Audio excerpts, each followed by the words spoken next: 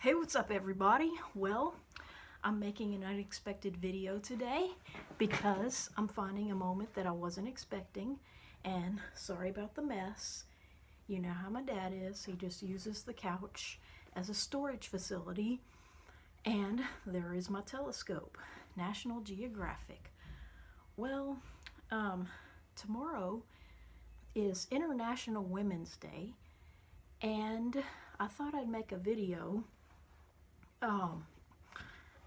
I may find an opportunity to make one tomorrow, but there's a better chance that I won't, for the simple reason that I just tend not to make them, 2 days in a row. If I make them one day, I tend not to make it the next.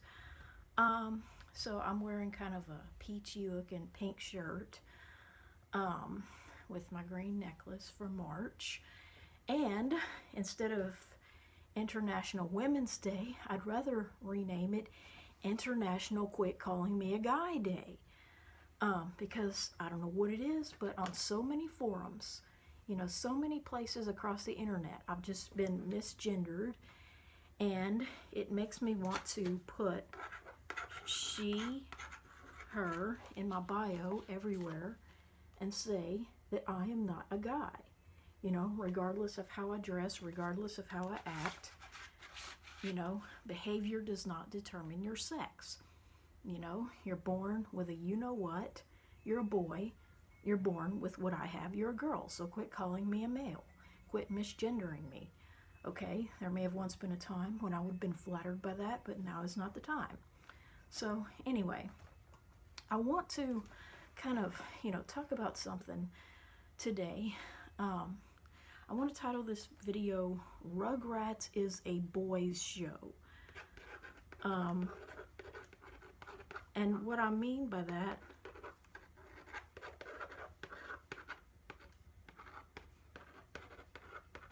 is the fact that just like many other cartoons around that time, and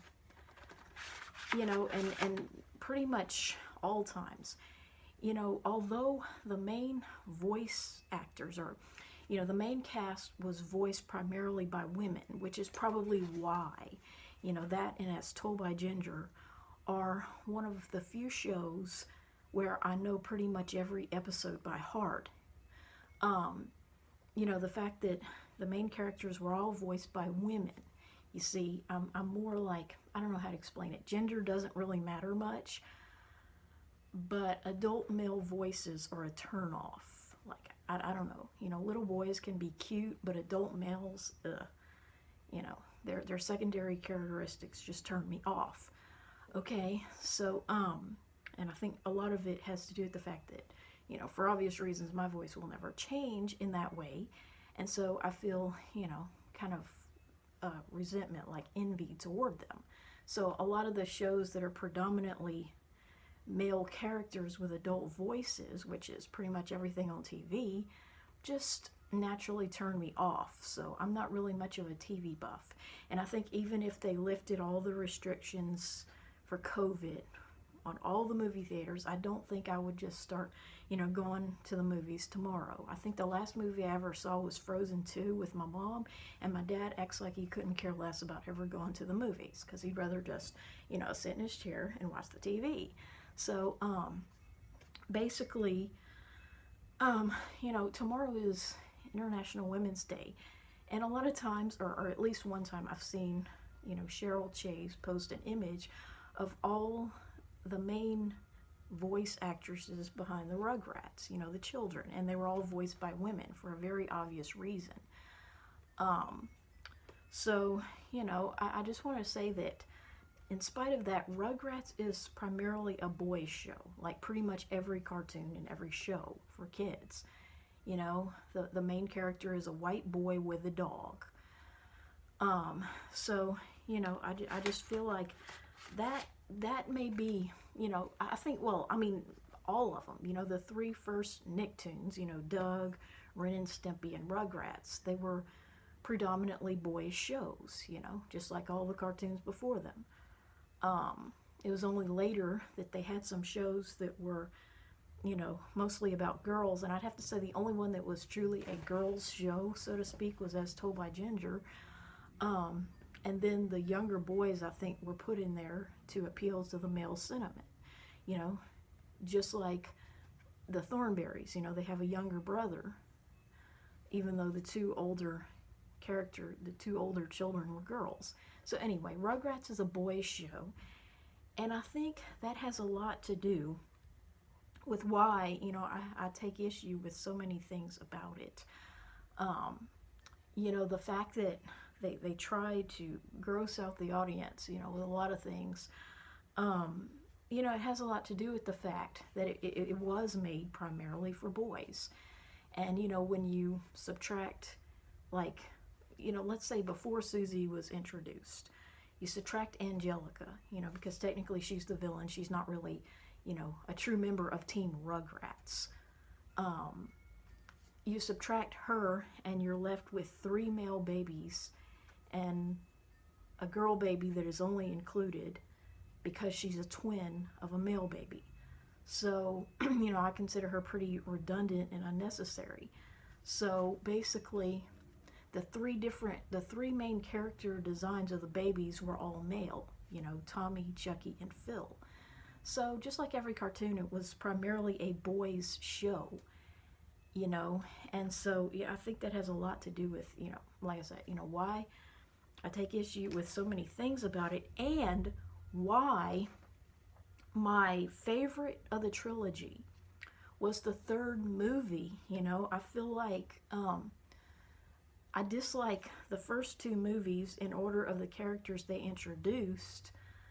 And I feel like, you know, like even if it were not the case that Angelica pooped her pants at the climax of the third movie, or, you know, what you're more likely to convince me of is that she did it in the others as well.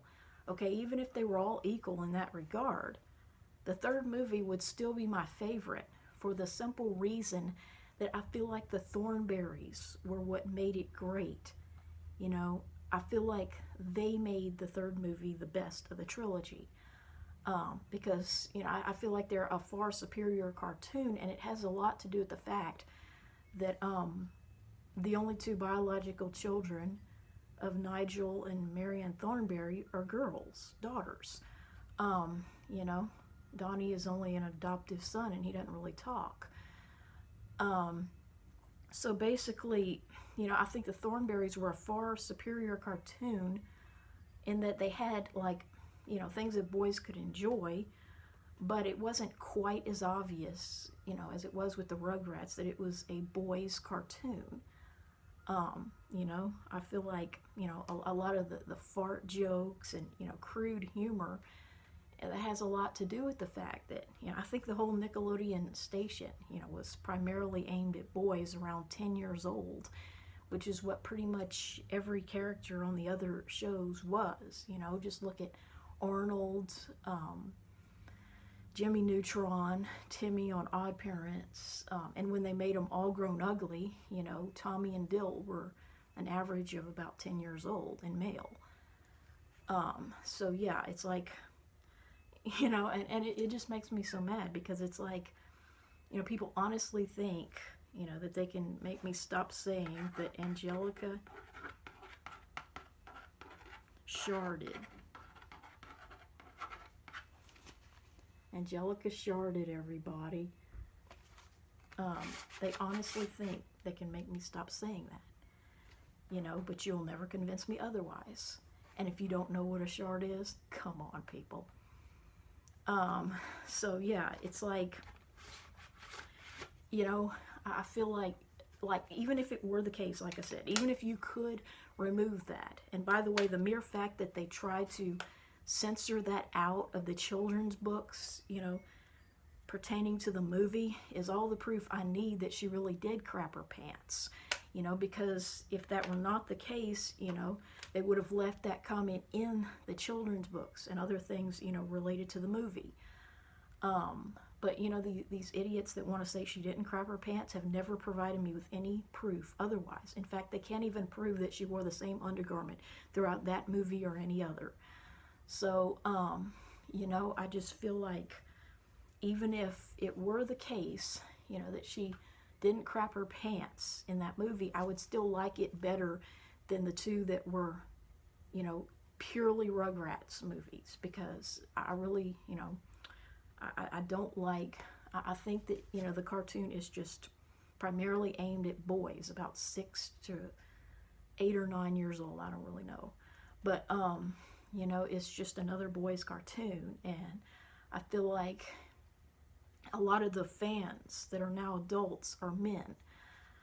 And, the first two movies, the first movie, like I say, my least favorite is the Paris movie, which I made a long video about a year ago.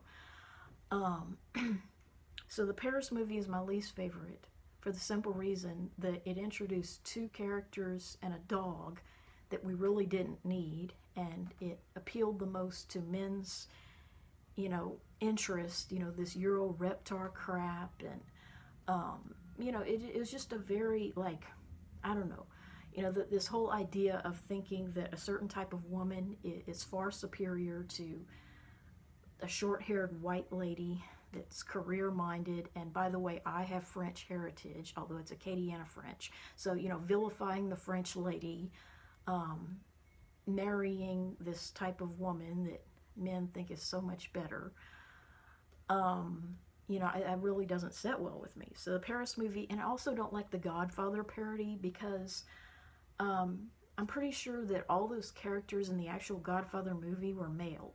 And I really don't like to see Angelica portraying a male character. The only thing I would hate more is if a boy were portraying a female character. I really don't like that one bit. But I'd say the first movie is in between, for the simple reason that before there was a third movie, the first movie would have been my favorite. Prior to that, the first movie had been the one that I liked better out of the two. So yeah, it's like, I find that, I don't know, I have very mixed feelings about the reboot, and, a part of me wants to see it, wants to check it out, and, see what the Rugrats are like in CGI, but then a part of me just says, you know what, I have no reason to be interested in that stupid boyish cartoon, because I feel like, it is primarily aimed at boys. I mean, the main characters, like I say, are boys, with the exception of one twin sister, and then two girls they added on, just for diversity's sake.